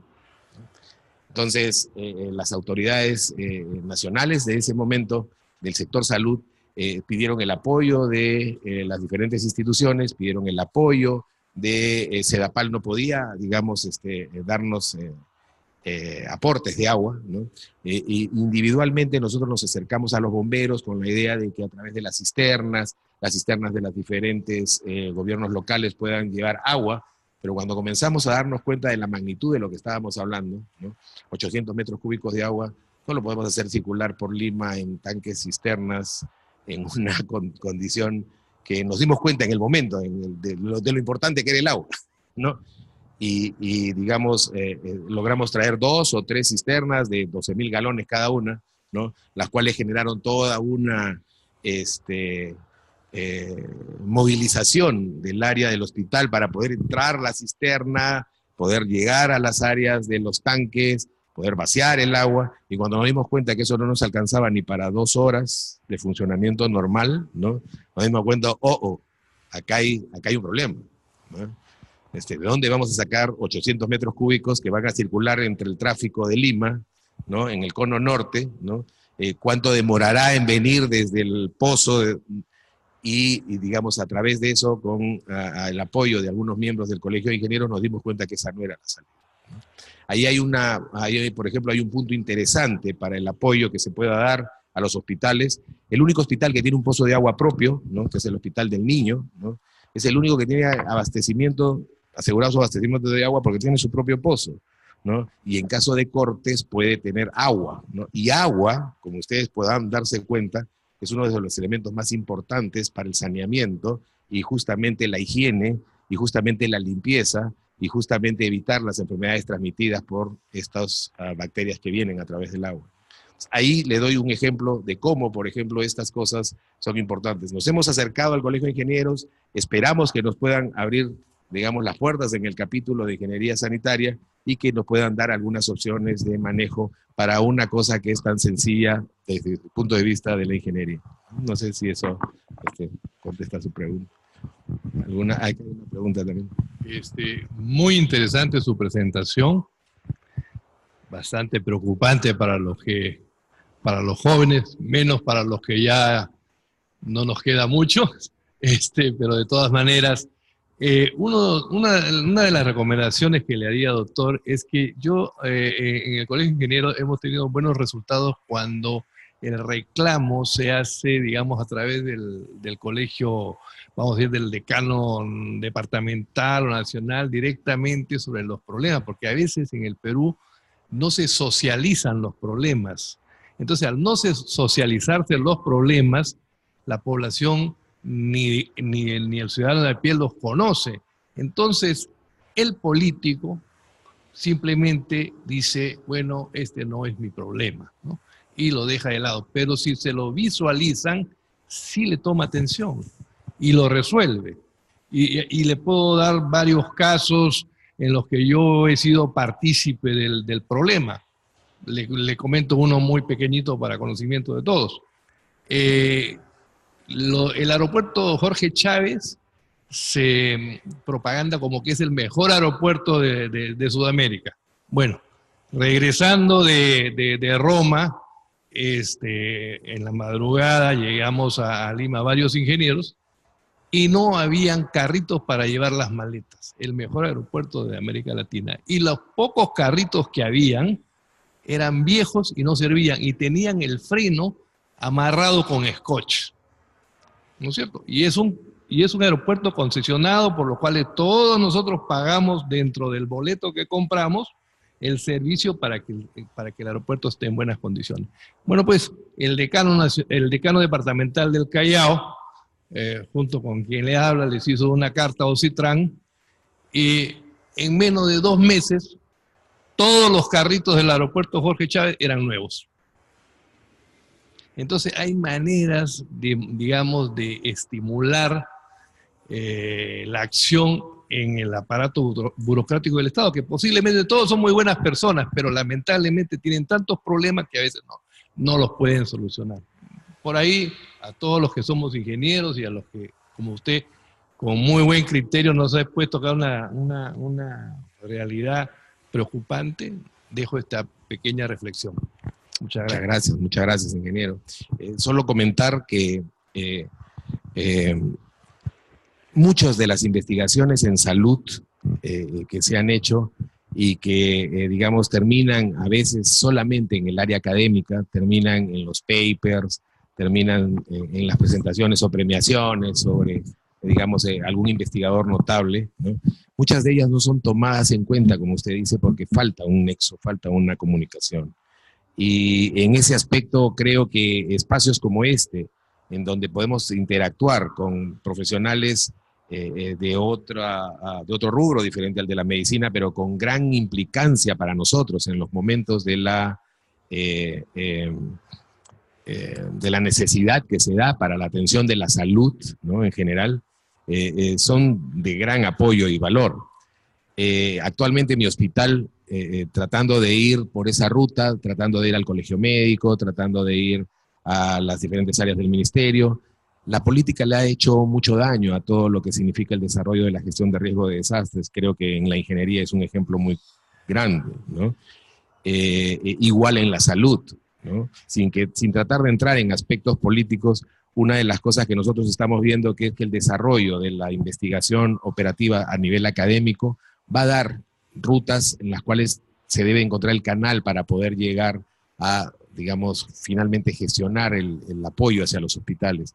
Mi hospital ha hecho un convenio con la Universidad Nacional de Ingeniería, con la Facultad de Ingeniería Mecánica, para tratar de obtener, digamos, algunas investigaciones operativas, ¿no?, que puedan ayudar al hospital, ¿no? Y creo que por ahí esa sería también una de las formas en las que podamos llegar a tener bases de datos, proyectos, propuestas que nos puedan ayudar a poder salir acerca de eso. Con usted totalmente de acuerdo, la necesidad de mejorar la comunicación y llegar a los espacios más adecuados quizás es lo que está faltando. Okay.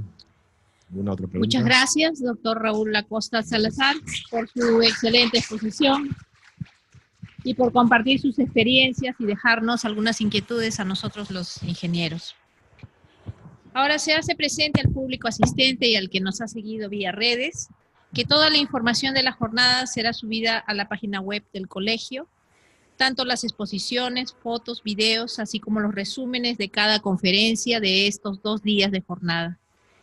Como parte final de nuestra jornada de análisis de fenómeno del niño y aspectos preventivos para el 2019, invitamos al estrado al ingeniero Jorge Bustamante Dawson, presidente de CEDAPAL y miembro del Comité de Gestión de Riesgo de Desastres, para las palabras de clausura de esta jornada.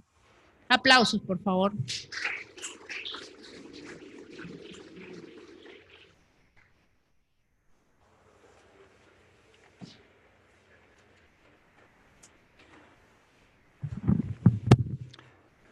Buenas noches.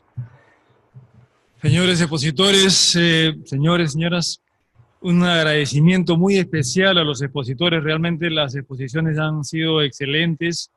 Nosotros en el subcomité de agua y clima del Comité de Gestión de Riesgo de Desastres de la Federación Mundial de Organizaciones de Ingeniería, hemos organizado este evento, primer evento que organizamos. Ustedes saben, participé en la inauguración, que a partir de este año el Perú ha asumido a nivel mundial la dirección de este Comité de Gestión de Riesgo de Desastre, y por lo tanto es una labor de mucha responsabilidad. Este es el primer evento que organizamos en lo que es agua y clima. A partir de esto vamos a comunicarnos con otras organizaciones a nivel mundial para ver si el próximo año podemos hacer un evento de mayor magnitud. Bueno, los temas tratados en este evento, se han visto modelos, se han visto experiencias, sistemas de alerta, bioindicadores, la relación entre clima, meteorología e hidrología, el tema de huaico e inundaciones. Faltó un poco acerca de sequías, ¿no? Y de repente friajes, que también es un tema que tenemos que abordar en el subcomité. Y por último, lo más importante, el efecto en la salud humana. No podíamos dejar de tocar este tema porque al final es el fin supremo de todas las gestiones, la salud humana, el ser humano, que es lo que tenemos que resaltar. Bueno, las presentaciones han estado muy buenas y se ha evidenciado la influencia del fenómeno del niño en el Perú, la importancia que tiene el fenómeno del niño en el quehacer nacional, la relación directa entre el fenómeno del niño y la hidrología, ¿no? Y la necesidad de contar con mayor información. Vimos ayer cómo en la selva casi no hay estaciones. La información es fundamental para la toma de decisiones. Sin embargo, a pesar que el fenómeno del niño no puede ser predecido, estamos totalmente conscientes que esto se va a producir. La imprevisibilidad del fenómeno no implica que no debamos tomar las medidas necesarias para estar preparados. No es justificación el hecho de no poder preverlo, cuándo se va a presentar y cuál será su magnitud. Eso no puede ser pretexto para que no se tomen las medidas que deben tomarse para estar preparados ante la presencia que de todas maneras se va a producir. La ingeniería trabaja para eventos extremos y los eventos extremos son estadísticos, ¿no? No obstante que nuestra querida científica ha mencionado que la hidrología trabaja desde la doctora Silvestre, y mencionó que trabajamos para valores mensuales. No es así, nosotros trabajamos para valores extremos que pueden ser instantáneos y esa es una función estadística a partir de la cual nosotros determinamos los valores para los cuales se hacen los diseños de ingeniería, ¿no? Los eventos meteorológicos de riesgo, los huaicos, inundaciones, sequías, friajes, son estimados a partir de la estadística y para esos valores extremos es que nosotros debemos hacer los diseños. Evidentemente, la ingeniería ni es perfecta ni es suficiente. Tenemos que trabajar con las otras ciencias, tenemos que trabajar directamente con los requerimientos de los científicos de salud para poder saber qué cosa es lo que tenemos que diseñar y construir. La naturaleza no es explicable, pero sí es predecible. No podemos saber cuándo ni por qué se presentan las cosas, pero a través de la experiencia y las mediciones sí podemos determinar qué evento se va a producir, en qué magnitudes, y para esos eventos y esas magnitudes los ingenieros tenemos que tomar las medidas. La ingeniería no es suficiente, a veces y muchas veces nuestras recomendaciones caen en sacos rotos, pero eso no significa que cejemos en el esfuerzo de hacer las recomendaciones correspondientes. Con ese mensaje clausuro la reunión y los espero en los próximos eventos que podamos organizar. Muchas gracias.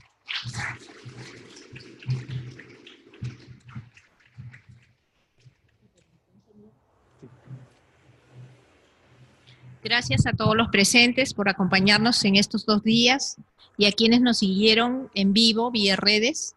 Muy buenas noches con todos. Pedimos a nuestros expositores y al ingeniero Jorge Bustamante nos acompañen para la foto oficial, por favor.